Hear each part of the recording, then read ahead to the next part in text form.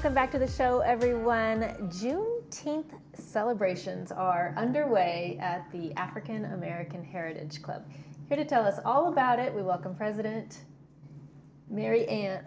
Annie Ruth. Annie Ruth. Are we going by Annie Ruth or just Annie? Or it's all my name. I know we've had this discussion before, so it kind of tripped me up.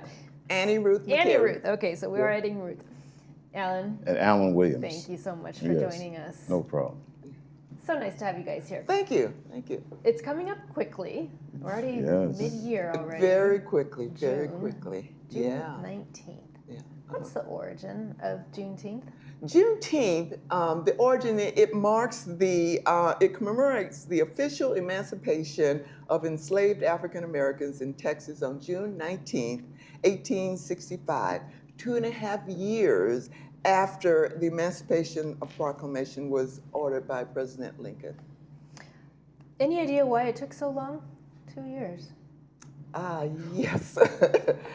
Well, I can tell you why. A lot of resistance, I'm sure. There was a lot of resistance from the southern states because that was their economy, that was the way of life, slavery basically. So for Texas, even though Lincoln issued the proclamation in '63, Texas, like Andy said, didn't find out for 2 years later. Because they didn't. I mean, the states obviously knew, but they didn't. They didn't let the slaves know. The slaves didn't know. So Lincoln sent Major, what's his name, Gordon Granger into Galveston, Texas, in 1865, to let them know that the slaves were free. So that's basically how Juneteenth started. The first celebration was 1866. So all the celebrations basically started down in the South. And then they just progressed to the east and then eventually across the whole United States. So if we could take a step back in time and put ourselves in their shoes, all of a sudden you hear that you have your life, you're free. Is that does it kind of bring up a little bit of a fear in these people's minds? Because now they're like, well, what do I do with myself now? Yeah, I don't have any education, I don't have any money, I don't have anything. I'm free, but there's nothing for me. Right. So I can imagine the fear. So I'm thinking, how did they restart? How did they start over? So basically, a lot of them just stayed on the plantations and worked. Because that's all they knew. Because that's all they knew.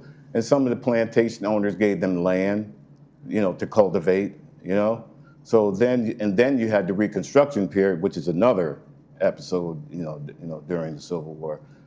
So a lot of them just stayed there, right on the plantation and worked, Well, hopefully they gained more respect. Well, one would hope. So you've got a concert coming up. It's not just a concert, it's an entire celebration, our 5th annual Juneteenth celebration. Okay, well, tell us all of you. So basically every year we try to come up with a theme. Okay, so our theme this year is the 80th anniversary of World War II. Basically, we're saying we were there too, and we were there too, and that's what the flyer says also on there. And basically, what it does is just let people know what Afro-Americans contributed during World War II. It was a lot of things that they didn't know, and unfortunately, the United States didn't let people know what African Americans did during World War II. There was a lot of things they did during World War II. There was Tuskegee Airmen were there. The 688. We had nurses, we had soldiers, mechanics. So African Americans contributed a lot to during World War II. So that's basically what our theme is this year. And we're also going to have, I think we're going to have 1 or 2 World War II veterans. This 98-year-old guy there. Hopefully he shows up. Yeah. And so he said. So I asked about coming, and he said he's he's 98 years old, and he said he had to check his schedule. Well, look, life keeps you really busy around. That's right. So Laguna that Woods just shows you Village. how busy here. I mean, there's things to do. Yeah, so it's a dinner dance celebration. We're going to have some film highlights, like Alan said, and we're going to recognize some veterans, hopefully some from World War II. And we'll have a couple of little surprises, like some dances. And then we're going to have a band, Brothers Igniting the Groove, that are going to provide the music for us. Dinner is provided by Martinez Catering.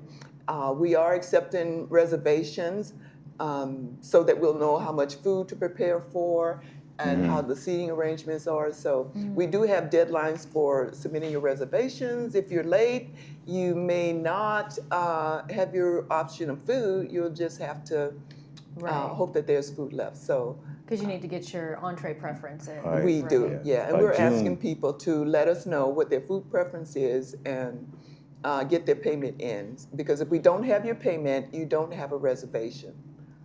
And is it assigned seating, or is it just whenever you get there? We're assigning people by tables. Many groups are buying tables, and so the people from their group will sit at those tables. Other people are buying individual reservations, and so basically, the earlier you get your reservations, the closer you'll be to the stage.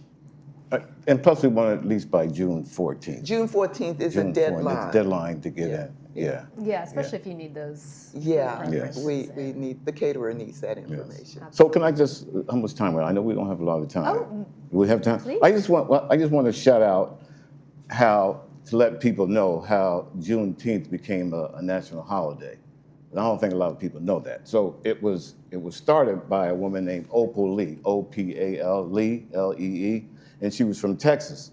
And for years, she just advocated for Juneteenth, for Juneteenth to be a legal holiday.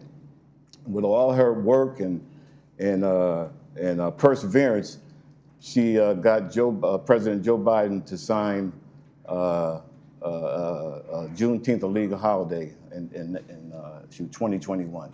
So it's official legal holiday now for Juneteenth because of Opal Lee. I just wanted to Well, say that. I mean, my gosh, that took a lot of courage That's right. on her behalf. She was very persistent. And she walked those petitions from Texas to Washington, and she was hoping to get there while Barack Obama was still president, but by the time she made it, Joe Biden was president. But she had a group of people that walked with her to the White House to deliver those petitions. Amazing. So we owe her a tremendous gratitude.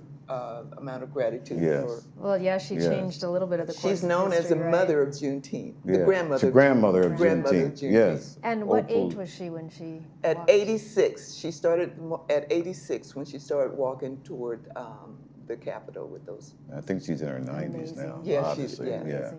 Yeah. All right, you She two. Well, have a wonderful celebration. It's always a pleasure having you on the show. Thank you. We'll see you next time. Thank Thank you. you. Thank you for joining us. All right, everybody. We'll be back after these messages with a Monday night movie preview. Stay with us.